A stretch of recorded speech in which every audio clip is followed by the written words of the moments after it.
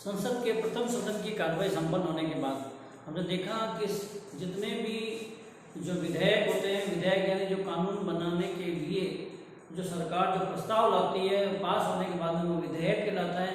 जितने भी विधेयक होते हैं वो सभी विधेयक 3 वाचन, जिसको हम 3 पठन भी कह सकते हैं, 3 चरणों से गुजरते हैं। और 3 चरणों से जब वो पहले सदन से वो 3 चरण पूरे हो जाते हैं, 3 वाचन पूरे हो जाते हैं, तो उसकी कार्रवाई आ जाती है दूसरे सदन में। वो दूसरे सदन में विधेयक आएगा।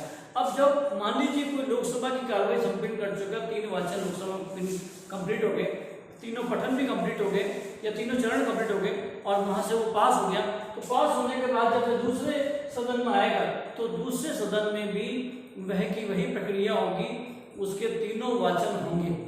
दूसरे सदन में भी 3 बार, प्रथम बार वाचन, दूसरी वाचन और तीसरा वाचन, तीनों वाचन की मैंने प्रोसेस भी आपको बताए हैं। और उसमें क्या होगा, अब दूसरा जो सदन होगा उसके पास में क्या ऑप्शन होंगे। पहला ऑप्शन होगा कि पहला ऑप्शन ये होगा कि वो उस विधेयक को, वो जो कानून का मसौदा पास होने के लिए है, उसको वैसे का वैसा विधेयक को पारित कर देगा और प्रथम सदन के पास जो भेज देगा, साहब इसको आगे कार्रवाई राष्ट्रपति जी के हस्ताक्षर के लिए भेजें और उसको पास कराकर देश में लागू कर दो। पहला ऑप्शन तो ये होता है कि वह उसको बिल्कुल बिना किसी छेड़छाड़ के उसे पास कर दे। दूसरा ऑप्शन ये होता है कि वह उस कानून में अपने अनुसार राज्यसभा को जो सही नहीं लगे या दूसरे सदन को सही नहीं लगे, वे उसमें संशोधन करके भेजे, भाई हमारे को ये संशोधन लग रहा है, हम ये संशोधन करना चाह रहे हैं, आप इस संशोधन को स्वीकृत करें ताकि हम इसको स्वीकृति प्रदान करें। दूसरा लेवल ये होगा।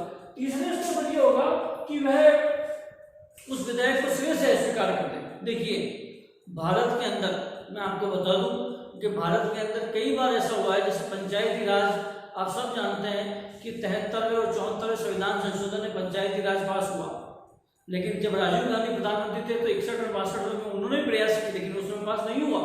वो यही कारण है, 61वें और 62वें संविधान संशोधन भी पंचायती राज संबंधित पास नहीं हुआ।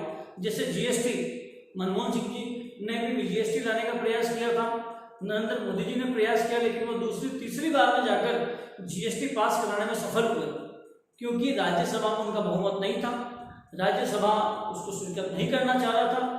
और बाद में उन्होंने संयुक्त सदन में बुलाकर मनमोहन सिंह जी और सोनिया गांधी को चाय पे बुलाया और उनसे पूछा कि भाई आप जीएसटी में क्या बदलाव चाहते हो, आप विपक्ष क्या चाहता है। फिर वो बदलाव सामंजस्य से वो पास हुआ, जीएसटी हमारे देश पर लागू हुआ। वैसी व्यवस्था अगर ऐसा नहीं हो तो कई बार ऐसा हो सकता है राज्यसभा या दूसरा सदन जो भी होगा वो उस विधेयक, उस कानून को अस्वीकार कर सकता है कि हम इसे पास करने में है ही नहीं, बिल्कुल हमें बिल्कुल पसंद ही नहीं है, ये पास होकर देश को लागू होना ही नहीं चाहिए, उसे कहते हैं कि अस्वीकार करना। और कुछ ये होता है कि वह इस विधेयक को लंबित कर सकता है। अलग अलग कानून के मामले में अलग अलग मामला। धन विधेयक है तो उसको राज्यसभा केवल 14 दिन तक ही अपने पास रख सकती है।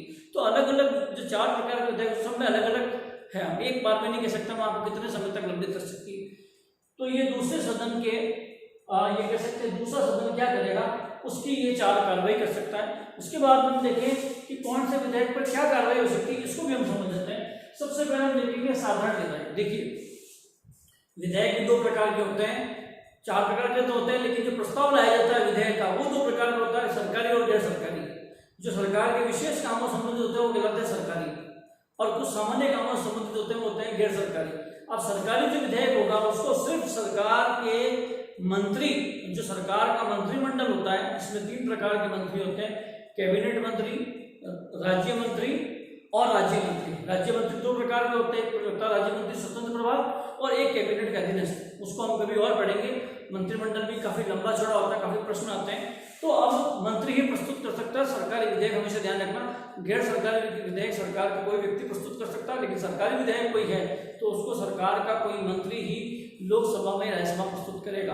अब सबसे पहली बात, अगर साधारण विधेयक के संबंध में सरकार कोई कानून लाना चाह रही है तो सबसे पहली बात वह लोकसभा और राज्यसभा में पहले कहीं भी लाया जा सकता है। जरूरी नहीं है साधारण विधेयक को पहले लोकसभा में प्रस्तुत किया जाए, जबकि धन और वित्त के संबंध में ऐसा है कि वो लोकसभा में प्रस्तुत होते हैं, उसको राज्यसभा प्रस्तुत नहीं, राज्यसभा में बाद में जाएंगे। लेकिन साधारण विधेयक चाहे तो पहले लोकसभा में प्रस्तुत करो और चाहे सरकार चाहे कि राज्यसभा में पहले पास हो साधारण, तो राज्यसभा में प्रस्तुत करो। दोनों में से कहीं भी साधारण विधेयक को प्रस्तुत किया जा सकता है। विशेष ध्यान रखना, साधारण विधेयक के संबंध में ये बात है। उसके बाद में देखा जाए कि जब वो पास होकर मान लो लोकसभा से पास होकर गया, पहले राज्यसभा, पहले लोकसभा में प्रस्तुत हुआ, फिर वह राज्यसभा में गया। तो राज्यसभा साधारण विधेयक को 6 महीने तक लंबित कर सकती है, यानी रोक सकती है। ये ध्यान रखना, साधारण विधेयक का अनुच्छेद है 107 विशेष ध्यान रखना। अब मान लो स्थिति नहीं बनी तो साधारण विधेयक के संबंध में संयुक्त अधिवेशन हो सकता है। मैंने अपने पिछले वाले वीडियो में बताया था कि आज तक 3 बार संयुक्त अधिवेशन हुए, जब दोनों सदनों के बीच में किसी कानून को पास करने पर सहमति नहीं बनी तो उसको बोलेंगे संयुक्त सदन की व्यवस्था होती है। और आज तक 3 बार हुए, मैंने आपको बता दिया। एक बार 1961 में हुआ था, एक बार 1978 में हुआ था, एक बार सन 2002 में हुआ था।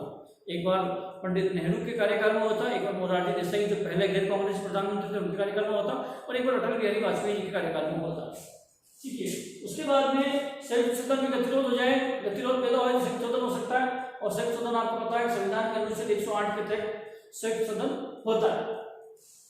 फिर होगा सब धन विधेयक। अब धन विधेयक जो है वो सरकार का प्रमुख विधेयक है, तो वह पहले धन विधेयक के संबंध में विशेष प्रावधान है कि वह लोकसभा में ही प्रथम प्रस्तुत किया जाएगा, उसके राज्यसभा में रूप में नहीं जाएगा। सबसे पहले प्रस्तुत कहाँ होगा? केवल पहले नहीं, केवल और केवल लोकसभा प्रस्तुत किया जाएगा। और लोकसभा प्रस्तुत करने के लिए भी सबसे पहले राष्ट्रपति से अनुमति लेनी पड़ती है कि हम धन विधेयक प्रस्तुत करना चाह रहे हैं। सरकार राष्ट्रपति जी से अनुमति लेगी कि हम धन विधेयक को प्रस्तुत करना चाह रहे हैं। लेकिन देखिए, मैंने आपको बताया वित्त और धन के बारे में, मैंने आपको बताया कि वित्त और धन, जो वित्त है वह एक बड़ा शब्द है और धन एक छोटा शब्द है। तो अब लेकिन धन जो है वो वित्त के अंदर ही है, तो कोई विधेयक, कोई कानून धन से संबंधित है या नहीं है, तो कोई विधेयक धन विधेयक है या नहीं है, इसका निर्णय करने का अधिकार भारत में सिर्फ और सिर्फ लोकसभा अध्यक्ष के पास है। राष्ट्रपति उसको चुनौती नहीं दे सकता। अगर लोकसभा अध्यक्ष ने कह दिया धन विधेयक है, भारत का कोई न्यायालय उसको चुनौती नहीं दे सकता, या भारत की संसद भी उसे चुनौती नहीं दे सकती, बिल्कुल, क्योंकि लोकसभा अध्यक्ष ये तय करता है कि वह विधेयक धन विधेयक है या नहीं। धन विधेयक अनुच्छेद 110 है। और हमने बताया आपको कि सरकारी विधेयक कहलाता है, उसको सिर्फ मंत्री प्रस्तुत कर सकता है।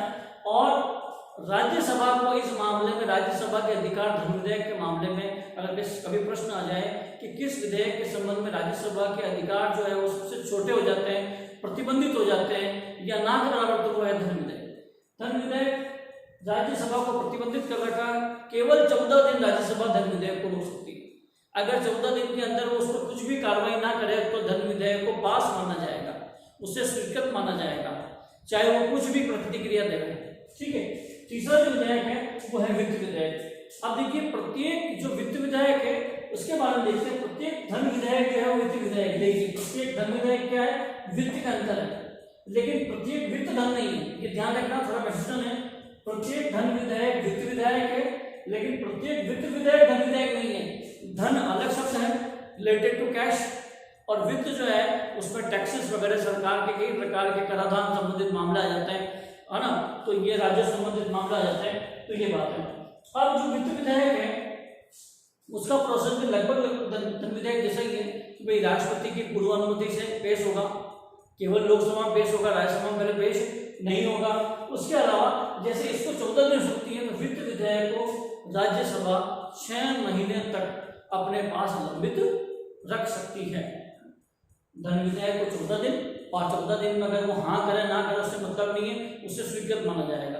सबसे कम अधिकार अगर राज्यसभा के कहीं है कंपेरिजन टू लोकसभा, तो वे धन विधेयक के संबंध में है, और नहीं तो वित्त विधेयक को पास माना जाता है। इसके अलावा सबसे प्रोसेस उसके बाद में आता है संविधान संशोधन विधेयक। देखिए, भारतीय संविधान में संविधान संशोधन की मुख्य रूप से 2 प्रक्रियाएं हैं जो अनुच्छेद 368 में भाग 20 में दी गई है। कुछ अनुच्छेद ऐसे होते हैं जो साधारण बहुमत से पास हो जाते हैं, कुछ अनुच्छेद ऐसे होते हैं जो विशेष बहुमत से पास होते हैं। जैसे देखिए, जीएसटी का जो कानून था उसमें जब जीएसटी को लोकसभा और राज्यसभा ने पास किया तो भारत के आधे से ज्यादा राज्यों में भी उसको पास कराना जरूर था, तभी वह देश में लागू हो सकता था। उसके बारे में 3 जो संविधान की संशोधन की प्रक्रिया है, वर्तमान में कितने संविधान संशोधन हुए हैं और उन संविधान संशोधनों में नवीनतम संविधान संशोधन परीक्षाओं में आते हैं, इन सब के बारे में चर्चा हम अगली क्लास में करेंगे। हम प्रयास करेंगे कि अपना बेस्ट सर्विस पढ़ाएं, आप अपनी बेहतर तैयारी करना ताकि आप अपने आप सशक्त बनाएं। आप ऐसा मत सोचो परीक्षाएं दूर है, जैसे ही कोरोना महामारी का कहर बहुत जल्दी हमारे भारत में से ही होगा, सरकारें युद्ध स्तर पर प्रयास कर रही है। सभी युवाओं के तो 2-3-4 महीने में वैक्सीनेशन प्रोसेस पूरा होगा। आज आपने देखा होगा कि भाई 36% प्रोसेस अमेरिका में 36% आबादी को वैक्सीन लग गया तो वहाँ पर मास्क फ्री कर दिया। अभी हम लोग सब बहुत बड़ी पेंडेमिक में जी रहे हैं, लेकिन आज जो खाली समय है उसमें अपने दिमाग को आप समय दें। मैं मान रहा हूँ हर व्यक्ति तनाव में जी रहा है, लेकिन समय देकर आप परीक्षा की तैयारी करें। मेरा पूरा पक्का वादा है, हम अगर साथ जुड़े रहे तो आपका निश्चित रूप से चयन होगा। ये मेरी शुभकामनाएं रहेगी। धन्यवाद। Thank you.